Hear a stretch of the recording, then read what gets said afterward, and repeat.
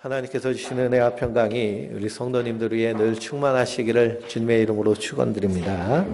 오늘 요한복음 11장 17절에서 44절 말씀을 통해서 고통의 언어를 이해하라 라는 제목으로 함께 은혜를 나누겠습니다. 우리 옆에 있는 분들하고 한번 인사해 보실까요? 주님의 이름으로 환영합니다.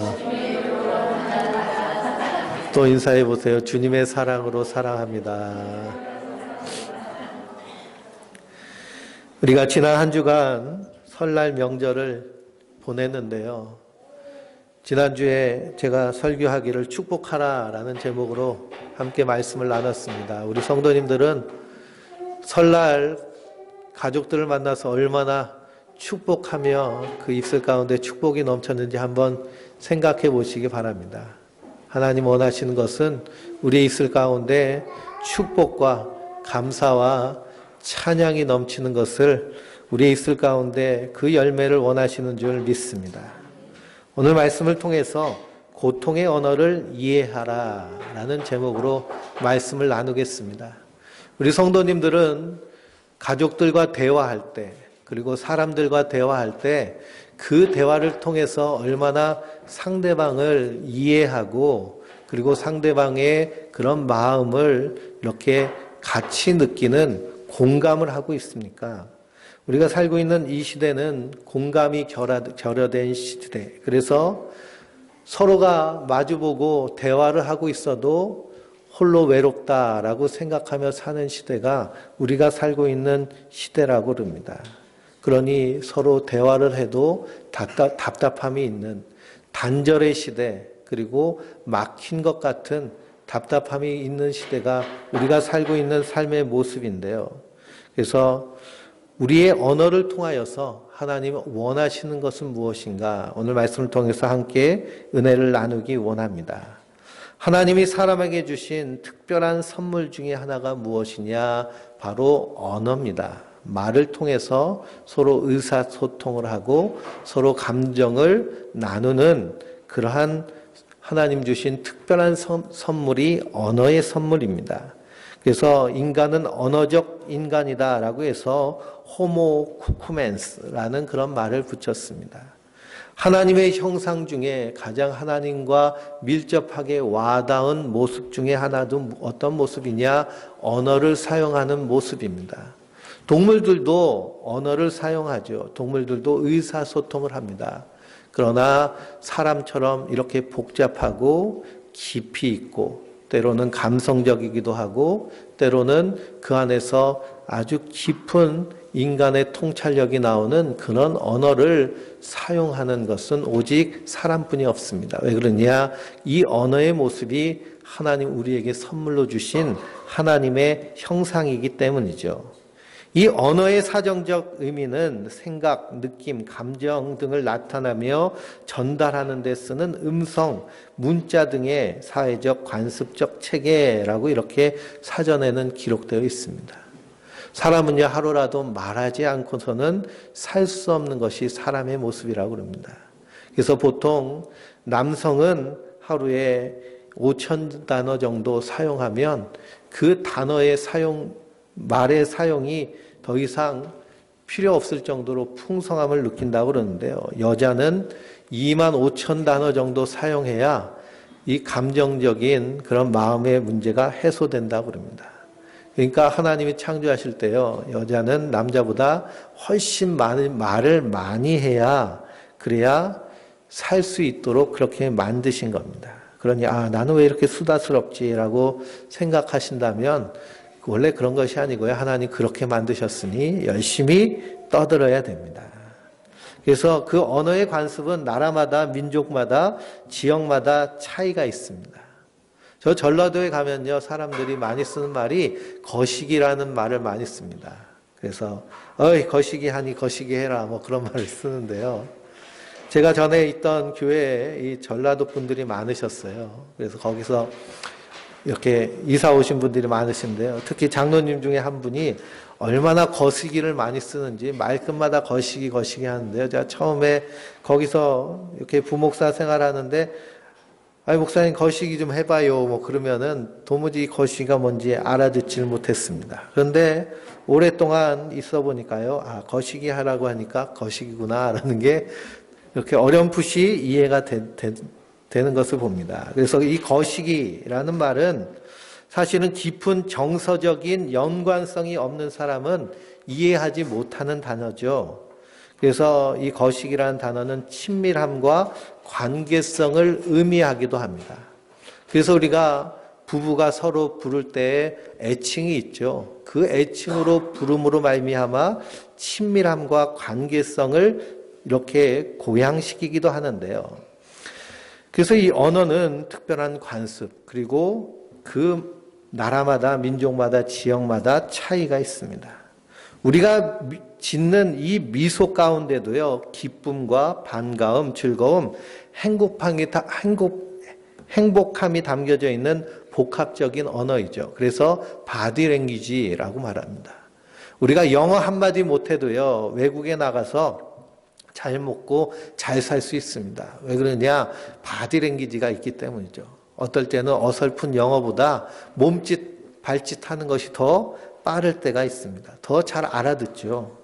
그래서 처음 보는 사람을 대할 때 미소를 지으면 나는 당신을 환영합니다 라는 의미가 담겨져 있는 만국 공통의 언어입니다.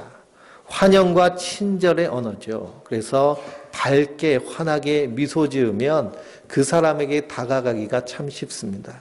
근데 인상을 쓰고 찌푸리고 있으면 그 사람에게 다가가기가 참 힘들죠. 근데 참으로 안타까운 것은 대한민국 길거리를 걸어다 보면 미소 지으면서 걷는 사람보다 인상 쓰고 걷는 사람이 더 많은 것을 발견하게 됩니다. 미소 지으면서 걸으면 괜히 저 사람 모자란 사람이 아닌가라는 그런 생각을 짓게 됩니다. 제가 인천에 사는데요. 그 인천에 전에 살았던 곳에는 특수학교가 3군데가 몰려있는 동네입니다. 특수학교가 3군데나 몰려있을 정도면 그 동네는 달동네라고 부르죠. 그래서 거기다 특수학교를 세워도 사람들이 피켓 들고 데모하지 않은 동네가 제가 있던 동네였는데요. 근데 그 동네에 해맑게 웃고 다니는 아이들이 있었어요. 항상 24시간 365일 밝게 웃으면서 다니는 아이들, 다 어디 아이들이냐? 그 특수학교 다니는 아이들. 일반 사람들은 인상을 팍 쓰면서 다닙니다.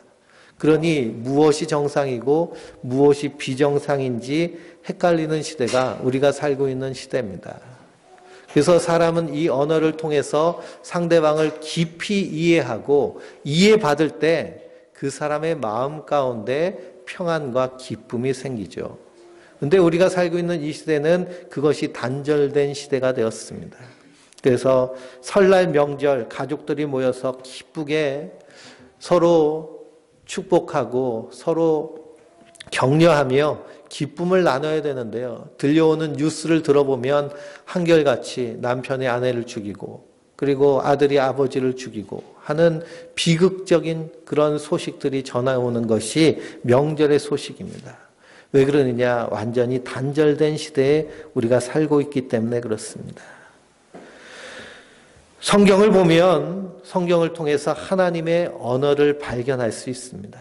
하나님께서 천지를 창조하시고 하신 말씀이 무엇이냐? 보시기에 참 좋았더라라는 말씀입니다. 세상을 창조하시고 그리고 마지막 하나님의 형상에 따라 사람을 만드셨을 때 하나님은 그 사람을 보시면서 어떻게 여기셨어요? 보시기에 참 좋았더라.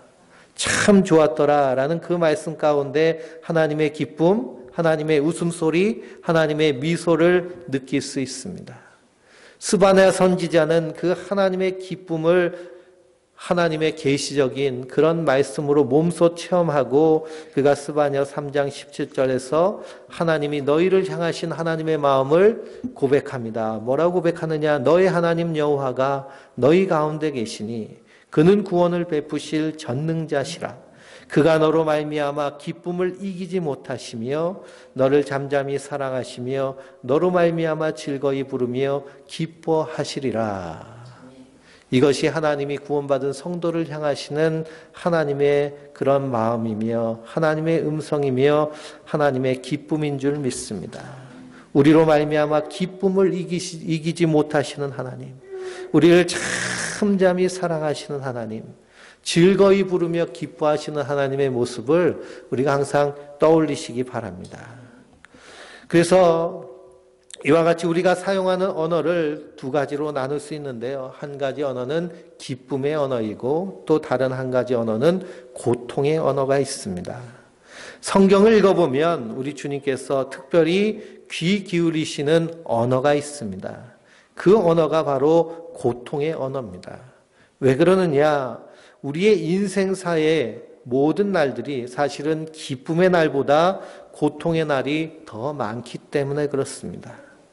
인생의 80%를 사람에게 있어서는 실제로는 실패로 채워진다라고 학자들이 연구했습니다. 우리 인생의 80%, 우리 인생을 태어났을 때부터 죽을 때까지 100%로 따지면 우리 인생의 80%가요, 다 실패와 고통으로 가득 차 있다라고 심리학자들이 그렇게 연구를 한 것입니다. 그러니 잘 산든지 가난하든지 건강하든지 병들었든지 그 사람의 인생의 80%는 사실은 고통으로 채워져 있다라는 사실이죠. 인생은 실패를 통해서 상실을 통해서 또한 성숙해 나갑니다. 그래서 아픈 만큼 성숙해진다라고 말하죠. 그래서 우리는 상실, 잃어버림을 통해서 사실은 그것이 얼마나 소중했던 것이었던가를 깨달으면서 사는 것이 우리 인생이다라고 이렇게 말합니다. 그래서 중요한 것은 때때로 밀려오는 우리 인생의 아픔과 고통, 슬픔과 상실을 어떻게 처리하느냐가 참으로 중요합니다. 고통이 닥쳐왔을 때, 어려움이 닥쳐왔을 때, 인생의 고난과 슬픔이 몰려왔을 때 그것을 어떻게 처리하느냐. 우리 성도님들은 그런 아픔의 문제가 닥쳐왔을 때 어떻게 처리하고 계십니까? 미국의 심리학자 홈즈와 레이는 우리 일생 가운데 일어날 수 있는 여러 가지 고통스러운 상황을 수치화해서 정리했는데요. 인생에서 최고의 충격적인 사건을 이렇게 순서대로 10가지로 분류했습니다. 가장 충격적인 사건이 배우자의 사망이라고 그럽니다. 평생 같이 있던 배우자가 어느 날 생명을 잃고 그리고 그 자리를 잃을 때 그 인생이 겪는 충격이란 것은 이루 말할 수 없다는 것이죠. 두 번째가 이혼의 경험입니다. 이혼 역시도 배우자가 사망하는 것만큼 큰 충격을 받는다고 그럽니다. 세 번째는 부부가 서로 다투고 별거하는 것. 네 번째는 감옥에 갇히는 충격. 다섯 번째는 가족 중에 한 사람이 사망하는 충격. 여섯 번째는 질병이나 사고로 인해서 부상당하여서 장애를 갖게 되는 충격. 일곱 번째는 결혼도 인생의 큰 충격이라고 그럽니다. 여덟 번째는 다니던 직장에서 해고당하는 것. 아홉 번째는 자기가 평생 일하던 직장에서 은퇴하는 것. 마지막 10번째는 가족의 건강이나 중대한 상황에 변화가 일어났을 때 사람은 큰 충격을 받는다고 그럽니다. 이것이 미국적인 상황이기 때문인데 그런데요. 우리 대한민국에도 동일하게 이런 충격들이 다 있죠. 인생의 충격이 오면 그 충격으로 인하여서 멍한 상태에 빠진다라고 말합니다. 그렇죠? 우리가 어떤 충격적인 일을 겪으면 아무 생각이 없고요. 머리가 백지장처럼 하얘지는 것 같은 그런 상태에 빠집니다. 이것을 넋이 나갔다라고도 하고 혼이 빠졌다라고도 하죠. 혼비백산했다라고도 합니다. 이런 현상은 엄청난 충격을 받을 때 맨정신으로는 감당할 수 없기 때문에 우리 마음에서 일어나는 방어 기제 중에 하나입니다. 그러니 엄청난 충격을 받으면 멍해지는 것은요, 나 자신을 보호하기 위함입니다. 그래서 장례를 치를 때 기본적으로 3일장을 치르는 것은 이 충격으로부터 마음이 돌아오는데 최소한의 시간이기 때문에 이렇게 장례를 이렇게 3일장, 5일장 이렇게 치르는 것이죠. 저 서울에 남서울교회 40대 여자 집사님이 계신데요. 그 남편은 포항제철 부장님이었습니다. 근데 어느 날 회사에서 전화가 왔습니다. 그 전화는 무슨 내용이냐? 남편이 사고로 죽었다는 내용입니다. 이 부인이 이 전화를 받고요. 너무나도 침착하게 사고를 수습하고 장례를 치렀습니다. 그래서 그 교회 함께 출석하던 교인들이요. 야, 역시 배운 여자는 다르구나. 이렇게 어려운 일을 당했는데도 침착하게 일을 잘 치르는구나. 그렇게 생각을 했다고 그럽니다. 그런데 기독교 상담을 배우는 그 교회 여성교회 회장님이 그 사고를 당한 부인의 속장님이었는데요.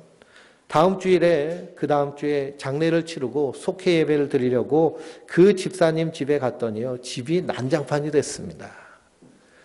온 집을요, 다 남편이 쓰던 골프채로 집에 있는 물건들을 다 때려 부순 것이죠. 그리고서는 속장님이 속해드리러 갔더니 그 앞에서 1시간이고 2시간이고 통곡하면서 우는 것입니다. 장례를 치를 때는 멍한 상태에서 그냥 기계적으로 그 장례를 치렀지만요. 나갔던 정신이 돌아오니까 고통이 밀려오는 것입니다. 이것이 바로 고통의 언어입니다. 이런 고통의 언어를 우리가 어떻게 받아들이느냐가 참으로 중요합니다.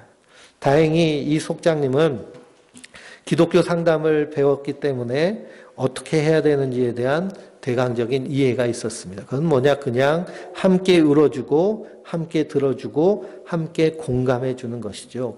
가르치려 하지 않고요. 함께 들어주고 함께 속상해 주는 것입니다. 그래서 속도원들과 함께 힘들어도 매주일 그 가정을 찾아가서 함께 울어주고 함께 슬퍼해 줬습니다.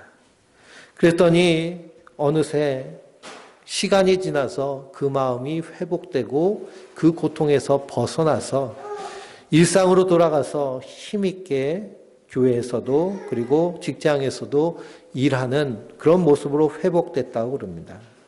과거에 우리 조상들은 부모님이 돌아가시면 3년 동안 무덤 곁에 초막을 짓고 매일 정성을 지키며 무덤을 지켰습니다. 거기에는 이유가 있습니다. 왜 그러냐? 고통이 그만큼 큰데요. 그 고통을 해결하기 위해서는 그만한 시간이 필요하다는 것을 의미하는 것입니다.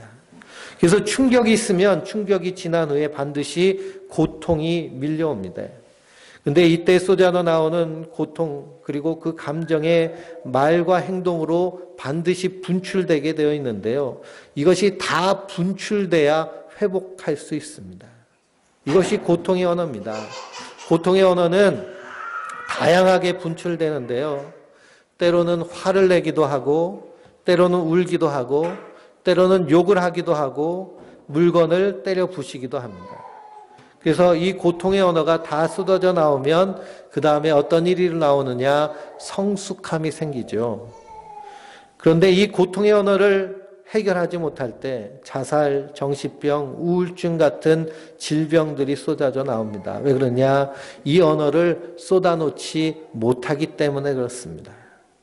그래서 속을 다 터놓고 펑펑 울 수 있는 사람이 있다면 그 사람 결코 우울증이나 정신병에 걸릴 일이 없고 자살할 일이 없습니다. 대한민국 사람들 하루에 45명이 자살을 한다고 그럽니다. 45명이 자살하는데요. 그 중에 20명이 10대이고 그 중에 15명이 30대이고 그리고 나머지는 그 외의 사람들이라고 그럽니다. 그러니 이 대한민국은요, 어디 가서도 마음을 터놓고 펑펑 울 수 있는 곳이 없다라는 것을 말합니다. 사람이 힘들고 지칠 때 힘들다라고 말하죠. 그런데 그 힘들다라는 말은 몸이 힘들다기보다는 무엇이 힘들까요? 마음이 힘든다는 것을 의미합니다. 그렇기 때문에 고통의 언어를 잘 쏟아내어야 되는데 세상은 이것을 받지 못합니다. 그래서 남편한테 여보 나 힘들어. 그러면 뭐라고 해요 남편이? 나도 힘들어. 그렇게 얘기합니다. 그 말문이 턱 막히죠. 대화가 되지 않습니다. 그리고 슬픔과 아픔이 생기면 그것을 덮어버리고만 하려고 하는 것이 인생의 모습입니다. 울지 말라고 그러죠. 잊으라고 그러죠. 세월호 사건이 일어났을 때도 전 국민이 침몰한 뱃속에 있는 304명의 사람들을 생생하게 생중계로 봤습니다. 그런데도 그것이 지겹다. 잊어버리자, 그렇게 말하는 사람이 있는데요. 이런 것은 결국 자기 스스로에게도 고통을 부과시키는 모습입니다. 세상은, 그리고 사람들은 이 고통의 소리를 들으려 하지 않고 듣기를 싫어합니다. 근데 성경을 읽어보면 우리의 고통의 언어들을 들을 수 있습니다. 그것이 어디서 나오는 말씀이냐? 바로 시편에서 나오는 말씀들입니다.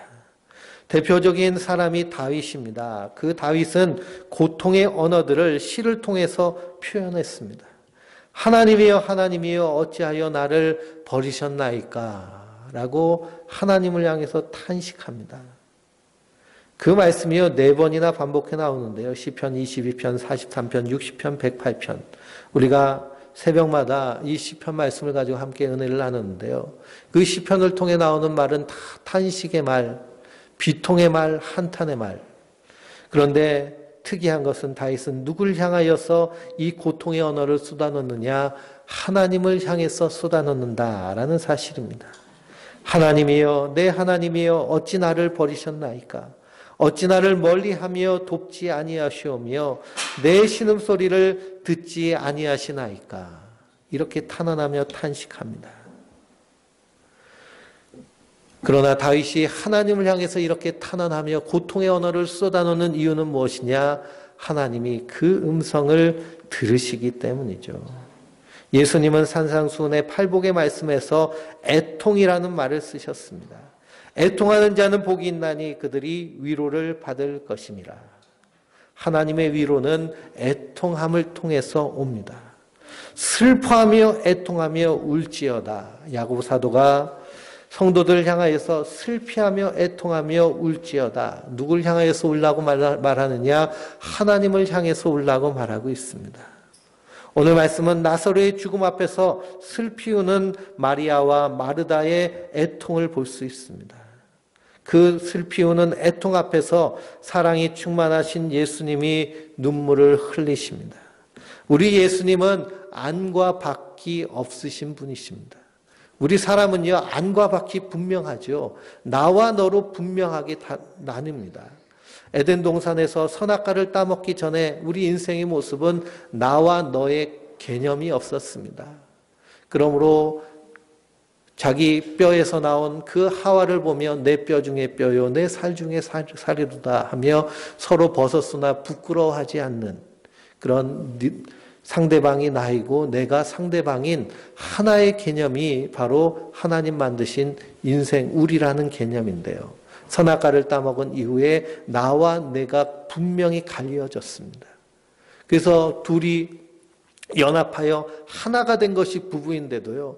부부간에도 뭐가 일어나나요? 나와 너가 분명히 나뉘어지는 그런 모습이 일어나는 것이 이 땅의 모습입니다.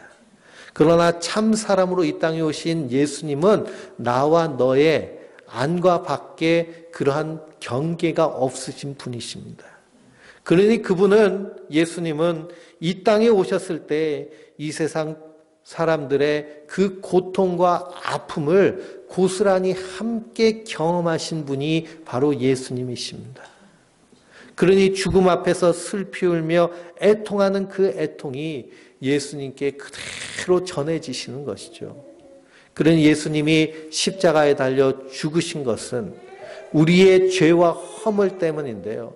우리의 죄와 이 허물의 문제가 사실은 예수님 자신의 문제이고 자신의 아픔인 것은 주님이 우리의 이 죄와 허물의 문제에 대하여서 고스란히 함께 아파하시고 슬퍼하시며 애통하는 분이시기 때문입니다. 그 하나님의 애통으로 충만하신 예수님이 눈물을 흘리십니다. 오늘 말씀 33절 말씀 보니까 예수께서 그가 우시는 것과 또 함께 온 유대인들이 우는 것을 보시고 심령에 비통히 여기시고 불쌍히 여기셨다라고 말씀하십니다. 고통의 언어를 바라보시는 예수님의 눈물을 볼 수 있습니다. 예수님이 십자가에 지신 이유는 허물과 죄로 인해 죽음 앞에서 애통해하는 사람들을 보시고 심령에 비통히 여기시며 불쌍히 여기셨기 때문입니다. 그리고 그분이 길이요 진리요 생명이며 부활이고 생명이기 때문에 그분께서 우리를 위해 십자가에 달려 죽으신 것입니다. 고통 중에 애통하는 자들 향하여 사람들은 울지 말라 잊으라 하지만 하나님은 심히 비통히 여기시고 불쌍히 여기시며 들으시는 분이신 줄 믿습니다. 들으실 뿐만 아니라 그 인생의 그 애통의 근본적인 죄와 우리의 허물을 대신 지시고 십자가에 달려 죽으심으로 우리의 속량이 되시고 화목제물이 되셨습니다. 우리를 대신하여서 십자가에 달려 죽으신 것입니다. 때문에 주님이 가장 기뻐하시는 예배는 상한 심령입니다. 시편 51편은 다윗이 밧세바와 범죄하고 눈물로 회개하는 다윗의 기도입니다. 침상이 눈물로 흠뻑 젖도록 하나님을 향하여 애통한 다윗은 하나님의 용서를 경험하고 그가 고백하기를 하나님께서 구하시는 제사는 상한 심령이라. 하나님이여 상하고 통회하는 마음을 주께서 멸시치 아니하시리이다 라고 이렇게 고백을 합니다. 주님께서 이 시대를 향하여 기쁨과 애통이 사라진 시대라고 명하십니다. 이 세대를 무엇으로 비유할까? 비유컨대 아이들이 장터에 앉아 제 동물을 불러 이르되 우리가 너희를 향하여 피리를 불어도 너희가 춤추지 않고 우리가 슬피 울어도 너희가 가슴을 치지 아니하였도다 함과 같도다 라고 말씀하십니다. 기쁘면 함께 춤추면 되는데 슬프면 함께 울면 되는데 이것이 불통이 되어버린 시대가 우리가 살고 있는 시대라는 것이죠. 그러나 하나님은 우리를 향해서 말씀하십니다. 애통하고 울어라 라고 말씀하십니다. 사실 이것은 과학적으로도 증명된 일입니다. 신경생리학자들의 연구를 보면 우리가 슬퍼서 눈물을 흘릴 때 그때 카테콜라민이라는 스트레스 호르몬이 눈물을 통해서 나온다고 그럽니다. 하품하면 눈물이 나오죠. 거기는 아무런 호르몬이 나오지 않는데요.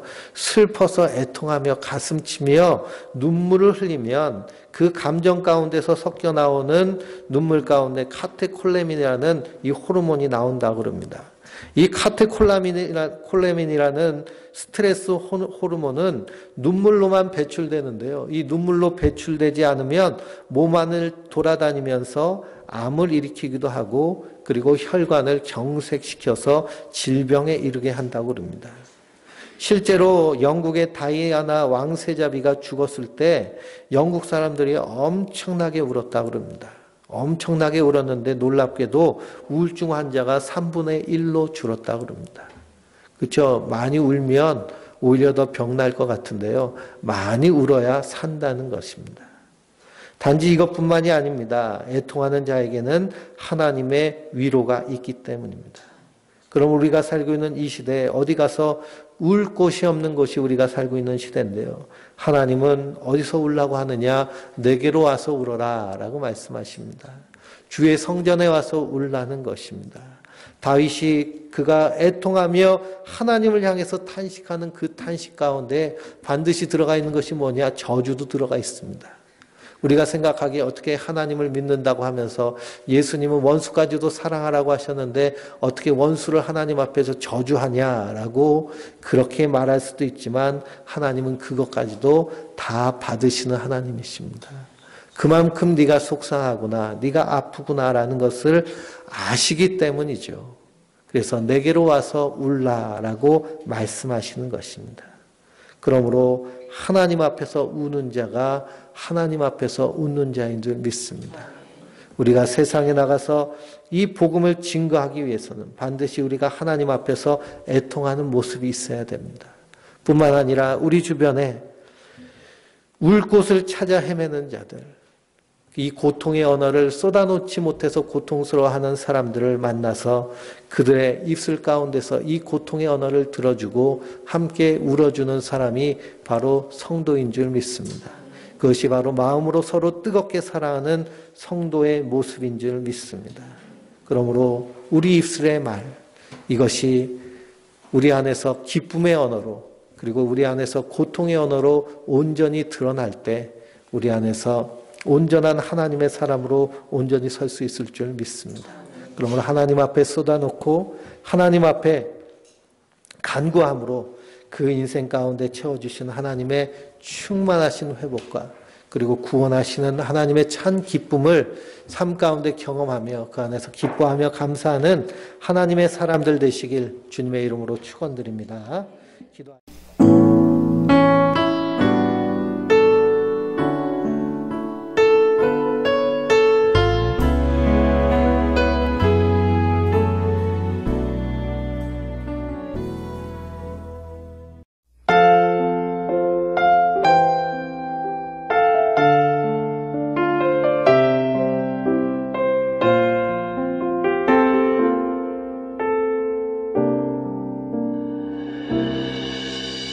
주 나의 모습 보네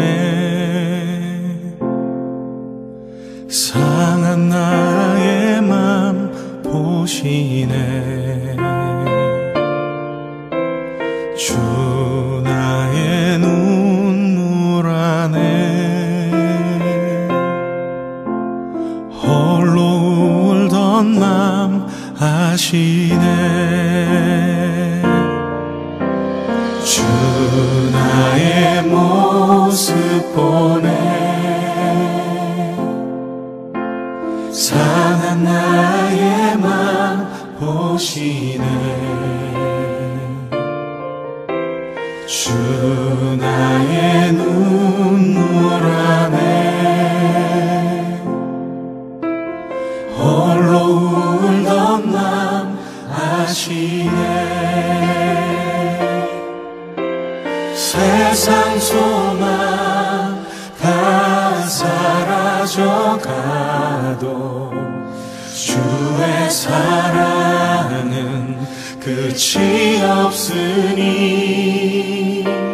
살아가는 이 모든 순간이 주 은혜임을 나는 믿네